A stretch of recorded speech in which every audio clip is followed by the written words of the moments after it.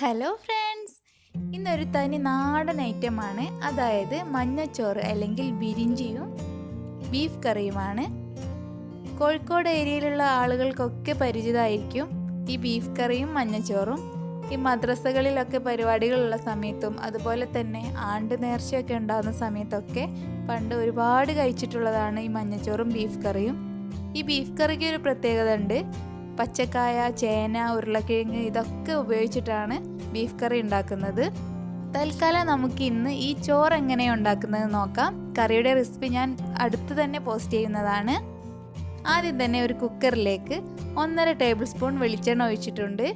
ഇത് വെളിച്ചെണ്ണയിൽ ചെയ്യുന്നതാണ് ഏറ്റവും ടേസ്റ്റ്. ഓയിലായാലും കുഴപ്പമൊന്നുമില്ല. പിന്നെ അതിലേക്ക് 2 കഷ്ണം പട്ട, 3 ഏലക്കായ, 4 ഗ്രാമ്പു ഇവ ചേർക്കാം. അതിന് കൂടെ തന്നെ ഒരു സവാളയുടെ പകുതിയും ചേർത്തിട്ടുണ്ട്. ഇതൊന്ന് ചെറുതായി വാട്ടിയെടുക്കണം. ഇതിലേക്ക് ആവശ്യത്തിന് കറിവേപ്പിലയും ചേർക്കാം. ഞാനിവിടെ 2 തണ്ട് കറിവേപ്പില ചേർക്കുന്നുണ്ട്. കറിവേപ്പില ചേർക്കുമ്പോൾ നല്ലൊരു സ്മെല്ലുമാണ്, ടേസ്റ്റുമാണ്. ഇതൊന്ന് ചെറുതായി വഴണ്ട് വന്നതിന് ശേഷം ഇതിലേക്ക് ജീരകം പൊടിച്ചത് ചേർത്ത് കൊടുക്കാം.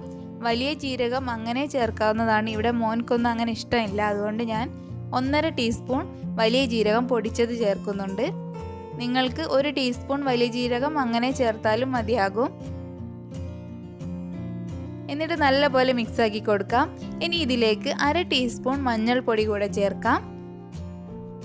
ഇത് ചേർക്കുന്ന സമയത്ത് ചെറിയ തീയിലാക്കാൻ ശ്രദ്ധിക്കണം, അല്ലെങ്കിൽ പൊടി പെട്ടെന്ന് കരിഞ്ഞു പോവും. അതുകൊണ്ടാണ് പറയുന്നത്. ഇനി ഇതിലേക്ക് വെള്ളം ചേർക്കണം. അതിനായി ഞാനിവിടെ ഈ ഒരു ഗ്ലാസ്സിന് 2 ഗ്ലാസ് അരിയാണ് ഉപയോഗിച്ചിട്ടുള്ളത്. അപ്പോൾ 1 ഗ്ലാസ്സിന് 3 ഗ്ലാസ് എന്ന രീതിയിൽ വെള്ളം ചേർക്കണം. അതായത് 6 ഗ്ലാസ് വെള്ളമാണ് ഞാനിവിടെ ചേർക്കുന്നത്. നിങ്ങൾ പൊന്നിയരിയാണ് ഉപയോഗിക്കുന്നതെങ്കിൽ ഇത്രയും വെള്ളം വേണ്ടി വരില്ല.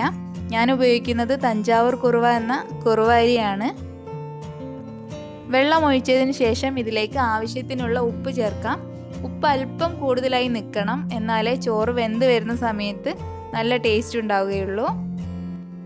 ഈ വെള്ളം ഇനി നല്ലപോലെ തിളച്ച് വരണം. അപ്പോഴേക്കും നമുക്ക് അരിയൊക്കെ കഴുകിയെടുക്കാം. ഇതാ വെള്ളമൊക്കെ നല്ലപോലെ തിളച്ച് വന്നിട്ടുണ്ട്. ഞാൻ അരി കഴുകി ഊറ്റി വെച്ചിട്ടുണ്ട്. അത് ഇതിലേക്ക് ഇട്ട് കൊടുക്കാം. എന്നിട്ട് നല്ലപോലെ ഒന്ന് ഇളക്കി കൊടുക്കാം. ഇതിലേക്ക് ഇനി കുറച്ച് തേങ്ങ ചേർക്കണം. 1/4 കപ്പ് മുതൽ 1/2 കപ്പ് വരെ തേങ്ങ ചേർക്കാവുന്നതാണ്. കപ്പളവ് ഇല്ലെങ്കിൽ നിങ്ങൾക്ക് 1 പിടി തേങ്ങ ചേർക്കാം. അതെങ്കിൽ 2 പിടി ആയാലും കുഴപ്പമൊന്നുമില്ല. തേങ്ങ ചേർക്കുമ്പോൾ ഒരു പ്രത്യേക ടേസ്റ്റാണ്. ഇതൊന്ന് തിളച്ച് വന്നതിന് ശേഷം നമുക്ക് കുക്കർ അടച്ച് വെച്ച് മീഡിയം ഫ്ലെയിമിലാക്കി 3 വിസിലിന് വേവിച്ചെടുക്കാം. നിങ്ങളുടെ ഉപയോഗിക്കുന്ന അരിക്ക് എത്ര വേവുണ്ടെന്ന് നിങ്ങൾക്കേ അറിയുള്ളൂ. അതുകൊണ്ട് പൊന്നിയരിയൊക്കെ ആണെങ്കിൽ പെട്ടെന്ന് തന്നെ വേവും. 3 വിസിലൊന്നും വേണ്ട.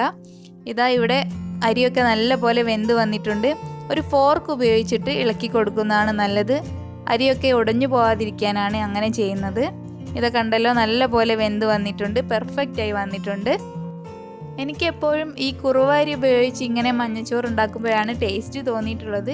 പൊന്നിയരി ഉപയോഗിച്ച് ഉണ്ടാക്കാവുന്നതാണ്, പക്ഷേ എനിക്കൊരു ടേസ്റ്റ് തോന്നിയത് കുറുവ അരിക്കാണെന്ന് മാത്രം. ഞങ്ങളുടെ ഇന്നത്തെ ലഞ്ചാണിത്. മഞ്ഞച്ചോറും ബീഫ് കറിയും പപ്പടം പൊരിച്ചതും അതുപോലെ ചെറിയ ഉള്ളി സുർക്ക ഒഴിച്ചതും.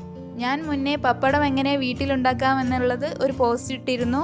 അത് കാണാത്തവരുണ്ടെങ്കിൽ ഡിസ്ക്രിപ്ഷൻ ബോക്സിൽ ലിങ്ക് കൊടുക്കുന്നുണ്ട്. എല്ലാവരും കാണണം. എന്നിട്ട് പപ്പടവും ഉണ്ടാക്കി നോക്കണം, അതുപോലെ തന്നെ ഈ ചോറും ഉണ്ടാക്കി നോക്കണം.